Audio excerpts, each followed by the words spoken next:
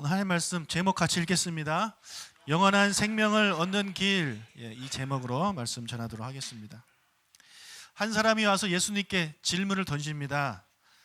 마태복음 19장 16절입니다. 어떤 사람이 주께 와서 이르되 선생님이여 내가 무슨 선한 일을 하여야 영생을 얻으리이까. 자, 이 사람이 궁금했던, 알고 싶었던 것은 바로 영생, 영원한 생명에 대한 관련된 것이었습니다. 여러분도 이 사람처럼 영원한 생명에 많은 관심을 가지시길 축복합니다. 우리가 어릴 때 봤던 은하철도 999가 무슨 내용인지 아시나요?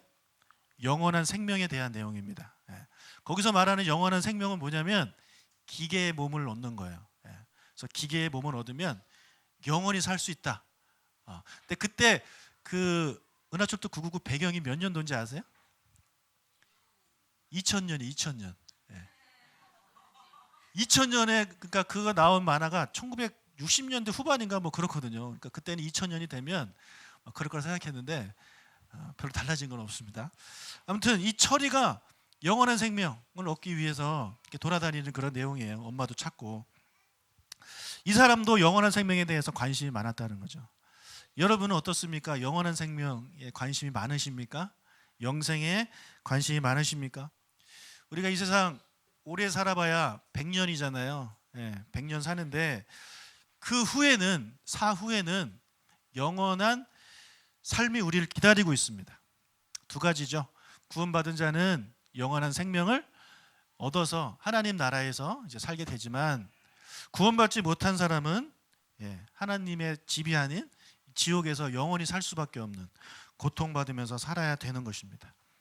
사람들과 대화를 해보면 이 사후에 별로 관심이 없는 분들이 많이 있습니다. 죽으면 끝이라고 생각하시는 분들이 많이 있습니다. 죽으면 끝이지 뭐가 있겠느냐. 그러니까 살아있을 때 실컷 놀러 다니고 살아있을 때 행복하게 사는 게 제일 좋다라고 생각하시는 분들이 많이 있습니다. 그리고 사후에 뭔가 있다라고 생각하시는 분도 있어요.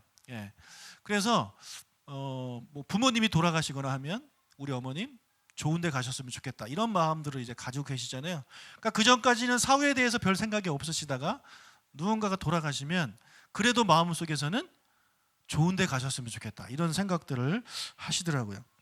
그리고 지옥이 있다라고 믿는 분들도 있는데, 그런데 지옥이 얼마나 무서운 곳인지 별로 생각이 없으신 분들도 계시더라고요. 내가 잘못했으면 지옥 가야죠, 뭐 이렇게 이야기를 해요. 아주 담담하게 지옥을 어디 잠깐 극기훈련 가는 그런 기분으로 이제 생각하시는 분들이 많이 계신 것 같습니다. 여러분, 우리가 사후에 주어진 우리에게 것은 이제 천국과 지옥밖에 없습니다. 믿으십니까? 연옥은 없습니다. 연옥은 사람이 만들어 놓은 거죠. 천주교에서 만들어 놓은 겁니다. 안타깝지만 우리가 눈을 감는 순간 우리의 영혼은 천국 아니면 지옥에 가는 것입니다. 그래서 우리가 죽기 전에 모든 것이 결정돼요. 죽은 다음에 결정되는 게 아니에요. 죽기 전에 다 결정됩니다. 그런데 대부분의 사람들의 관심은 이 내세보다는 현세에 더 관심이 많죠. 왜냐하면 지금 내가 당장 여기에 살고 있으니까. 근데 여러분, 성숙한 사람들은 미래를 준비합니다. 그렇죠? 미래를 준비하고, 우리 어르신들도 성숙하신 분들 노후를 준비하잖아요. 학생들은 졸업 후를 준비하고, 그냥 그 당시만 사는 사람들은 나중에 어떤 일을 겪을 때 준비가 안 돼 있기 때문에 어려움을 겪는 것입니다. 마찬가지죠. 우리가 죽음 이후에도 우리가 준비를 해야 되는데 준비 없이 그냥 현세만 관심을 갖고 사는 분들이 너무나도 많기 때문에 죽음 이후에 어떤 일을 겪을지 모르고 그냥 살아가신 분들이 너무나도 많다라는 것입니다.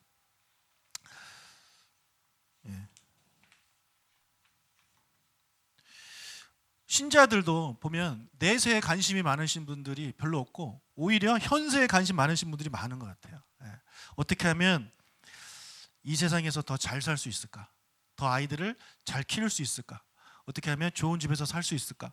어떻게 하면 여행지를 좀 싸고 좋게 갈 수 있을까? 이런 생각들을 우리가 많이 하고 있는 것 같습니다. 오늘 우리 주님께서 우리에게 말씀해 주십니다. 너희들 영원한 생명에 더 많은 관심을 가져라 라고 말씀하십니다. 여러분, 영원한 생명에 더 많은 관심을 갖길 축복합니다. 어떻게 하면 하나님 나라에 갈 수 있는가? 어떻게 하면 가족과 함께 하나님 나라에 갈 수 있는가? 하나님 나라는 어떤 곳인가? 하나님이 다스리시고 하나님의 임재가 있는 나라는 어떤 나라인가? 이런 것에 대한 더 많은 관심들을 가지시길 축복합니다. 여러분, 근데 안타깝게도 이단들이 그런 데 관심이 많아요. 이단들은 내세에 너무나도 관심이 많아요.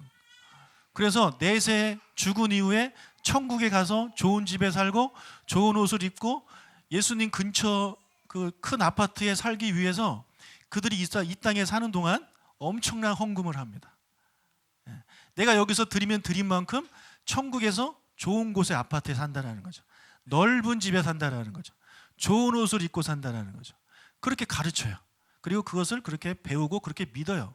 그러니까 그들이 정말 이 현세에는 별로 관심이 없어요. 이게 참 안타까운 거죠.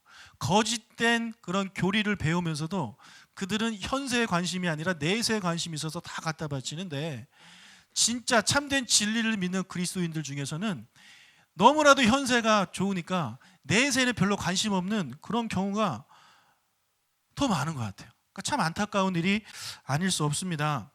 여러분, 우리가 물론 내세에 관심을 가지라고 여러분 현세에 있는 거 다 갖다 바치라 제가 그런 말씀 드리는 게 아닙니다. 우리의 관심이 현세의 90%가 있고 내세의 10%가 있는지 한번 우리가 돌아봤으면 좋겠어요. 우리가 얼마나 이 내세에 관심이 있으십니까? 내가 어떻게 하면 하나님 나라를 전하고 하나님 나라를 위해서 살아갈 것인가, 이런 고민을 우리가 많이 하십니까? 아니면 다른 아까 말씀드린 그런 이 세상에서 어떻게 살 것인가에 대한 관심이 더 많습니까?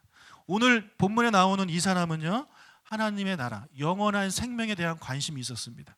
그래서 예수님을 찾아와서 어떻게 하면 되느냐 물어봤다라는 거죠. 자, 이 사람에게 예수님께서 뭐라고 대답하셨습니까? 17절을 읽겠습니다. 예수께서 이르시되 선한 이는 오직 한 분이시니라. 내가 생명에 들어가려면 계명들을 지키라. 자, 예수님이 너가 생명에 들어가려면 계명들을 지켜라 이렇게 말씀하십니다. 그러면 어느 계명을 지키면 됩니까? 이렇게 물어봐요. 왜요? 계명이 너무나도 많으니까 성경에는. 그러니까 예수님이 이렇게 대답하십니다. 18절 19절 이르되 어느 계명이오니까 예수께서 이르시되 살인하지 말라, 간음하지 말라, 도둑질하지 말라, 거짓 증언하지 말라, 내 부모를 공경하라, 내 이웃을 내 자신과 같이 사랑하라 하신 것이니라.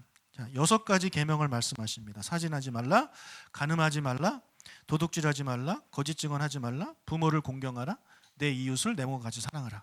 이 6가지에 대한 그 대답을 하십니다. 그랬더니 이 사람이 대답하죠. 제가 어릴 때부터 다 지켰습니다. 어릴 때부터 저는 다 지켰습니다. 20절 그 청년이 이 모든 것을 내가 아직도 무엇이 부족하니까. 여러분, 이 청년이 정말 이것을 다 지켰을까요? 어떻게 생각하십니까? 이게 가능합니까? 뭐 앞에 거 볼까요? 살인 뭐 안 할 수 있죠. 안 했을 수 있어요. 간음? 안 했을 수 있어요. 도둑질? 안 했을 수 있어요. 거짓 증언? 거짓말? 글쎄요. 내 부모를 공경하라. 이 부분 한번 생각해 볼까요? 나는 부모님한테 공경했다고 하지만 부모님 입장에서 아닐 수 있잖아요. 그렇죠? 이건 부모님이 판단하는 겁니다. 그리고 내 이웃을 자신과 같이 사랑하라? 여러분, 이거를 어떻게 우리가 이 사람 너 저 지켰어라고 이렇게 자신 있게 대답할 수 있을까요? 여러분, 이것에 대해서 자신 있게 대답하실 수 있는 분 있습니까? 근데 이 형제는 자신 있게 대답해요. 제가 어릴 때부터 다 지켰습니다. 뭐 그냥 믿어줍시다. 그렇다고 합시다. 그렇다고 하니까.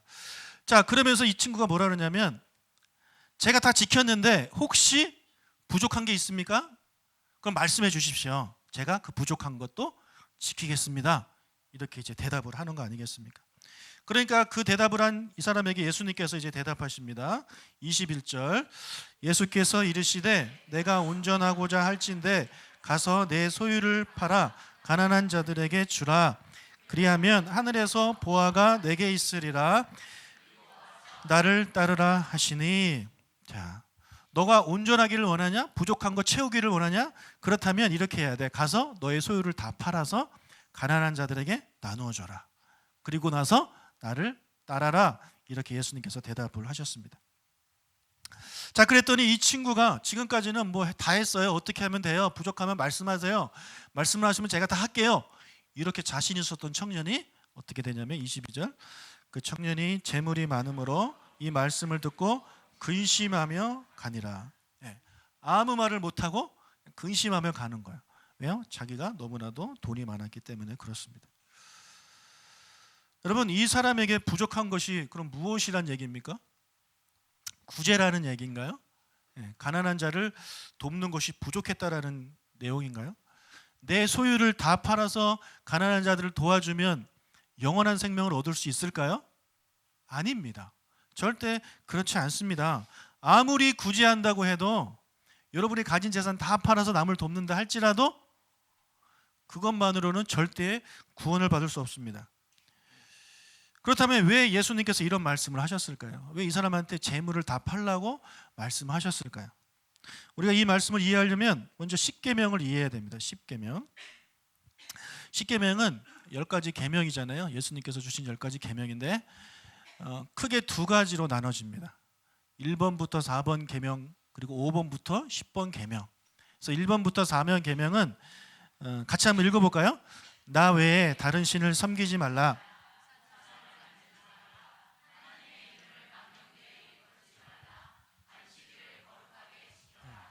자, 공통점이 뭐냐면 신, 우상, 하나님, 안식일 다 하나님과 관련된 내용입니다. 영적인 내용이에요. 그러니까 영적에 관련된 그런 이제 계명들입니다. 그럼 이제 5번부터 10번 읽어보겠습니다.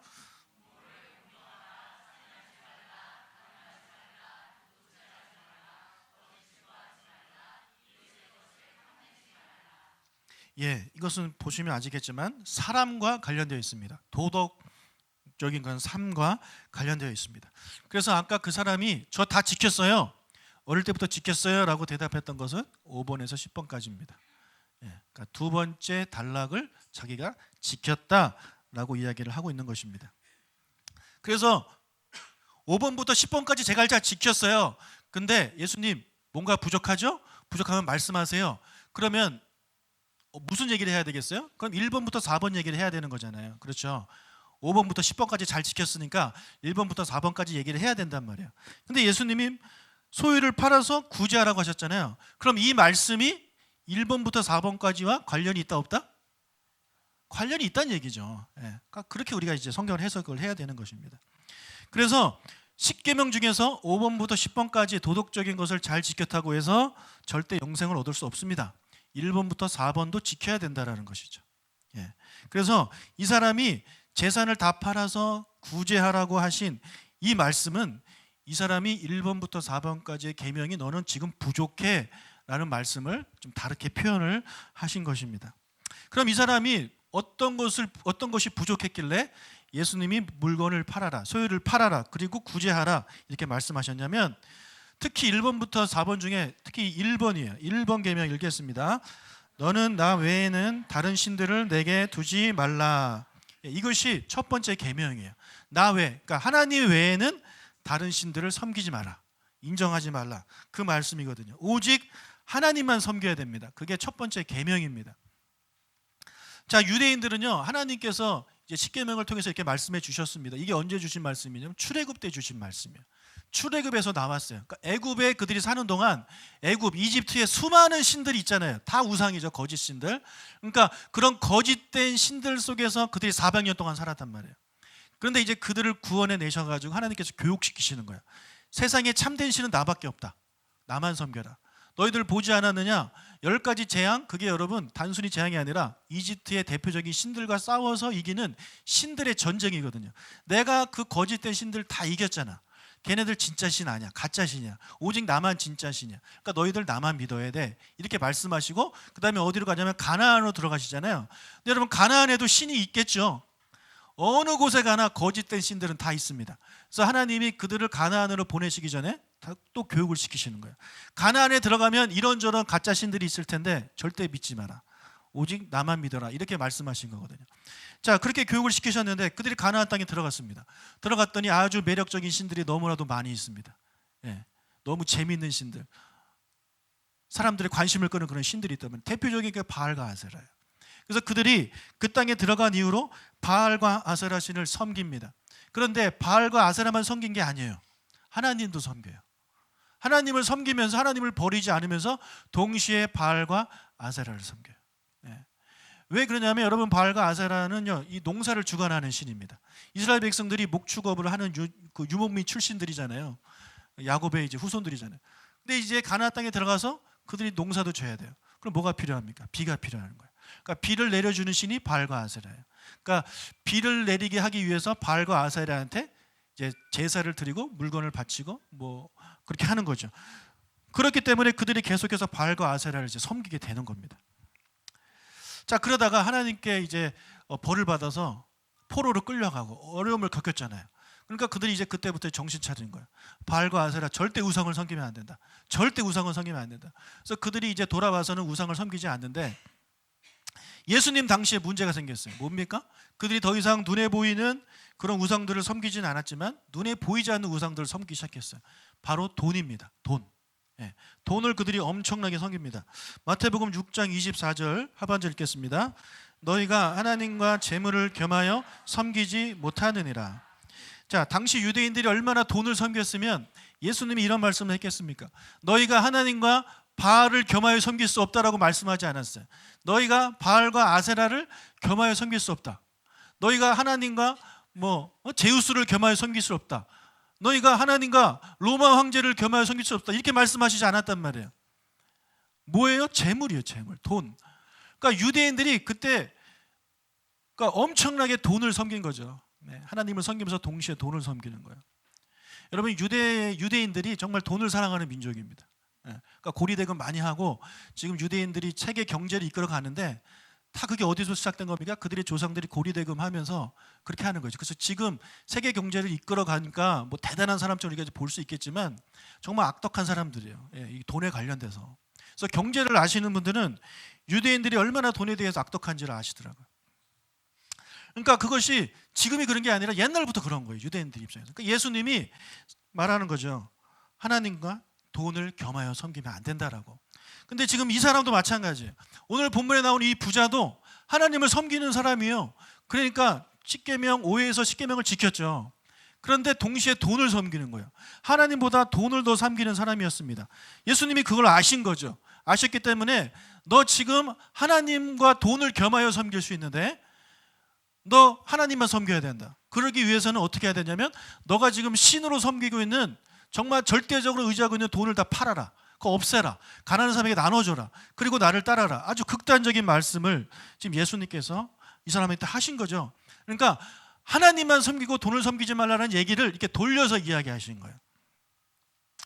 자, 이 사람이 얼마나 돈을 사랑했는지 우리가 그 사람의 반응을 보면 알아요. 재물이 많음으로 근심하면 그냥 갑니다. 이 사람에게 있어서는 돈보다 하나님이 더 우선인 거예요. 이거를 바치라니 아까워 죽겠죠. 그러니까 얘기를 못하는 거예요. 만약 이 사람이 겸하여 섬기더라도 하나님을 돈보다 더 사랑했다면 어떤 반응을 보여야 되겠습니까? 뭐 물어봐야 되지 않아요? 예수님한테. 예수님, 제가 뭐 하겠는데 다 팔기는 좀 그렇습니다. 저도 먹고 살아야 될 거 아닙니까? 뭐 이런 얘기 하지 않겠어요? 아니면 그 삭개오처럼 제가 뭐 속인 거에 이렇게 하고 더 이렇게 해서 제가 좀 이렇게 할 테니 다 팔란 얘기는 좀 하지 마십시오. 이렇게 어느 정도 궁금해야 되지 않겠습니까? 그런데 그런 것에 대한 질문이 전혀 없어요. 그냥 재물이 많으니까 근심하면서 말없이 돌아서는 모습. 이 사람에게선 돈이 최고라는 거죠. 만약 이 사람이 돈이 우상이 아니라 집에 다른 우상을 가지고 있었다면 예수님께서 이렇게 말씀하셨을 거예요. 너 집에 가서 그 우상을 버리고 나를 따라라. 근데 이 사람에게는 돈이 우상이었기 때문에 그렇게 말씀하셨다는 거죠. 그래서 여러분, 우리가 이 본문을 보면서 영생을 얻으려면 내가 가진 것을 다 팔아서 남을 도와줘야 구원받는구나 이렇게 생각하시면 안 된다는 것입니다. 물론 구제하셔야 돼요. 하지만 그것이 구원받는 조건이 아니라고 분명히 제가 말씀을 드립니다. 자, 예수님을 믿지 않는 사람들 중에서도 5에서 10계명 지키는 사람 많습니다. 왜냐하면 이것은 도덕적인 법이기 때문에 그래요. 이거 학교에서 배우는 거 아닙니까? 사회에서 다 배우는 거 아니에요? 네, 그렇기 때문에 교회를 안 다녀도요, 부모에게 효도하려고 하는 사람, 도둑질 안 하려고 사는 사람, 살인 안 하려고 노력하는 사람, 간음, 거짓말 이렇게 안 하려고 노력하는 사람들 많습니다. 그럼 그렇게 했을 때 그 사람들이 영생을 얻느냐? 아니라는 겁니다. 절대 아니라는 거예요. 예. 부족해요. 부족한 게 뭐라고요? 1에서부터 4계명이 부족한 거예요. 이걸 마저 채워야지만이 영원한 생명을 얻게 되는 것입니다. 그래서 첫 번째 계명, 나 외에 다른 신을 두지 말라. 오직 하나님만 섬겨라. 그 하나님의 삼위일체 하나님이시기 때문에 우리 구약 신약 시대에 살아가는 우리에게는 그 예수님도 포함되는 거예요. 그러니까 예수님을 믿어야지만이 우리가 구원을 받게 되는 것이죠. 요한복음 3장 16절 읽겠습니다. 하나님이 세상을 이처럼 사랑하사 독생자를 주셨으니 이는 그를 믿는 자마다 멸망하지 않고 영생을 얻게 하려 하심이라. 아멘. 믿으시기를 축복합니다. 오직 예수님을 믿어야지만이 멸망하지 않고 구원을 얻어요. 영생을 얻어요. 다른 길은 없어요. 오직 예수, 오직 믿음밖에 없단 말이에요. 자, 그런데 내가 예수님 믿어요. 예수님 믿어요라고 이제 말을 하는데 정말 그것이 예수님을 믿는 믿음이냐 아니냐 어떻게 알 수 있습니까? 그거 누가 판단합니까? 제가 판단합니까? 아닙니다. 하나님, 예수님이 판단하시는 거예요. 내가 누군가를 사랑해요. 그래서 막 사랑해요. 당신을 좋아해요. 보고 싶어요. 당신 보고 싶어서 뭐 목이 빠졌어. 이렇게 얘기를 하는데 그 얘기를 듣는 사람 입장에서는 그게 하나도 진심이 안 느껴져요. 전화도 없어. 보고 싶다면서 연락도 안 해. 뭐 생일인데 그 편지 하나 안 써줘. 그러면 이 사람 말이 믿어지겠습니까? 예, 이 사람이 아무리 다 진심이야 믿어줘 이렇게 이야기를 해도 받는 사람 입장에서 아니면 아닌 거예요. 예. 자, 우리가 아무리 제가 하나님을 믿어요. 예수님을 믿어요. 예수님 사랑해요. 아무리 막 예배하고 이렇게 해도 하나님이 보시기에 아니야, 너의 삶을 보면 아니야 이렇게 말씀하시면 우리의 신앙이, 우리의 믿음이 진짜다 가짜다? 가짜일 가능성이 크다라는 말씀을 제가 지금 드리는 것입니다. 예, 하나님이 판단하시는 거예요. 하나님이. 자, 그런데 하나님이 판단하시지만 우리 인간 입장에서 간접적으로 확인할 수 있는 체크리스트가 있습니다. 그게 뭐냐면 바로 십계명이에요. 십계명이 체크리스트예요. 10가지 체크리스트가 쑥 써 있습니다. 그걸 이제 하나씩 체크하면서 내 믿음이 진짜가 아닌가를 체크할 수 있는 게 바로 십계명이라는 말씀이에요. 그래서 우리가 1번부터 4계명을 먼저 좀 살펴봅시다. 그러면 하나님을 믿어야 되잖아요. 하나님을 믿어야 되잖아요. 근데 첫 번째부터 걸리는 분이 계실 수 있단 말이에요. 교회를 다니면서도 아까 이 부자처럼 하나님을 믿으면서도 동시에 다른 것이 우상인 사람이 있어요. 우상이 도대체 뭐냐? 이제 쉽게 생각하시면 이거예요. 하나님과 이것 중에 너 뭐 포기할래? 예. 이 질문에 여러분이 대답을 하셔야 된다는 거죠. 예. 나는 다른 것을 포기해도 절대 하나님을 포기할 수 없어. 그럼 그게 여러분이 믿는 신입니다. 그런데 하나님을 포기하더라도 내가 이거는 포기할 수 없어. 이 사람은 돈이 없고 어떤 사람은 신앙은 버리더라도 나는 내 자존심은 포기할 수 없어. 내가 신앙은 버리더라도 내 자식은 포기할 수 없어. 내가 신앙은 버리더라도 내가 이렇게 잘 먹고 잘 사는 건 내가 포기할 수 없어. 이렇게 생각하시는 분들 만약에 있다면 여러분 그것이 여러분의 우상이에요. 예.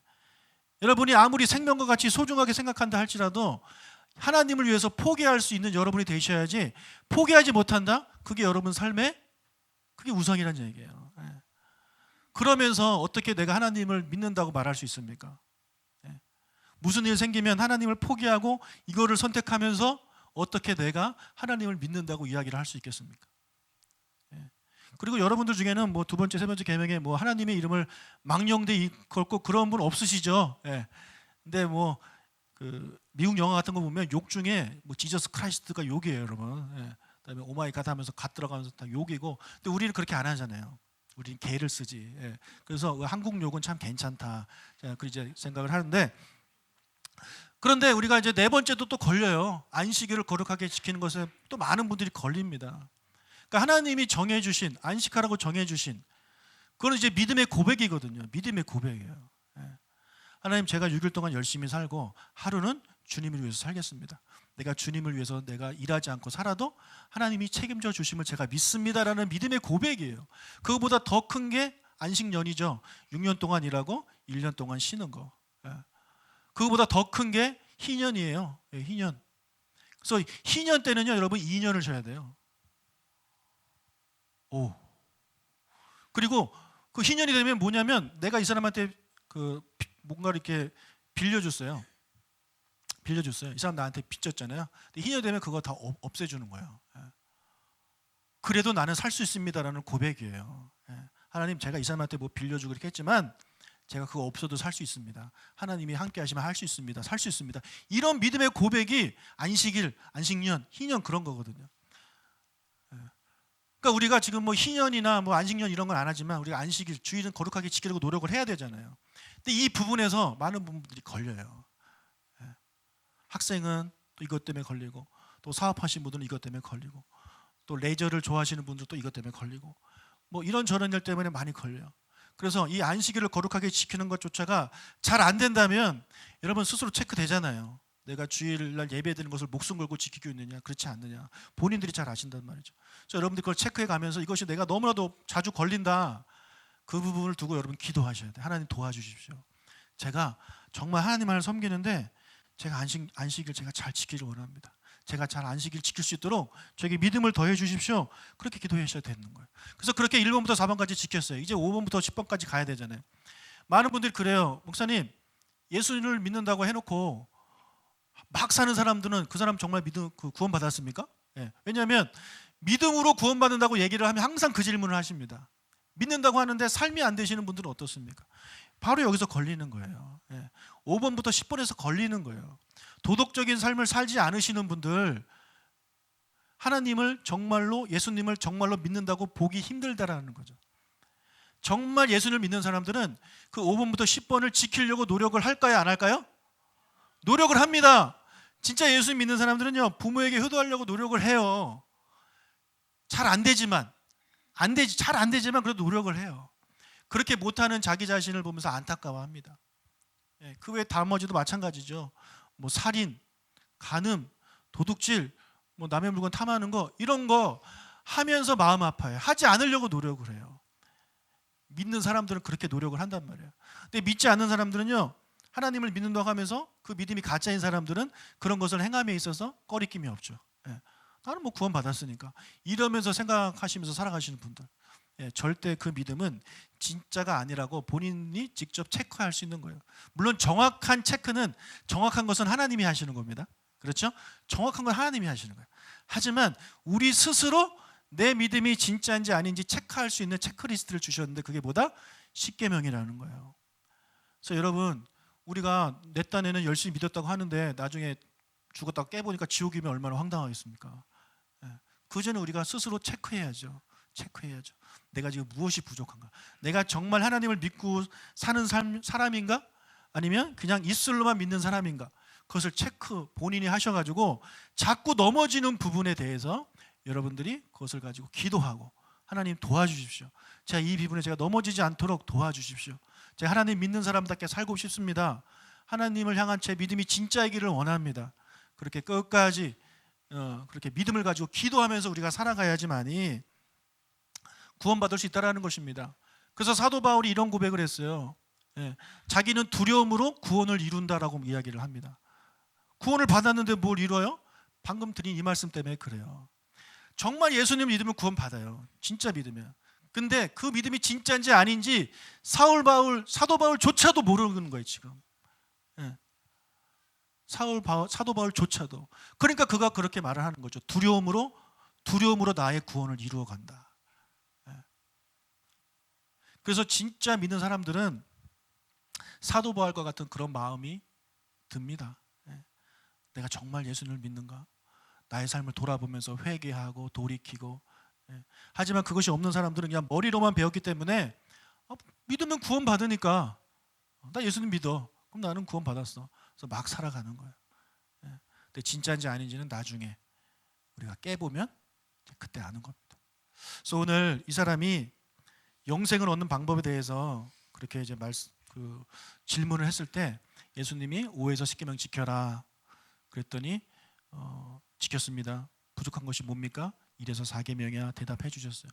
만약에 여러분이 하나님한테, 하나님 저는 무엇이 부족합니까? 라고 질문을 던진다면 예수님이 여러분에게 뭐라고 대답하시겠습니까? 어떤 분은 1에서 4가 부족할 것이고, 어떤 분은 5에서 10이 부족할 것이고, 어떤 분은 그 중에 하나가 부족할 것이고, 어떤 분은 다 부족한 분이 계실 수도 있겠습니다. 그것은 이제 하나님께서 아시고 하나님께서 여러분에게 말씀해 주실 것이에요. 여러분이 스스로가 잘 아실 거 아닙니까? 여러분의 자신의 삶을, 내가 어느 부분이 부족한지 오늘 배운 말씀을 잘 기억하시고 여러분 스스로에게를 체크하시면서 답을 내리시고 내가 영원한 생명을 얻기 위해 내가 이것이 부족하구나. 그 부족한 것을 채워가시는 여러분들 되시기를 주의 이름으로 축복합니다.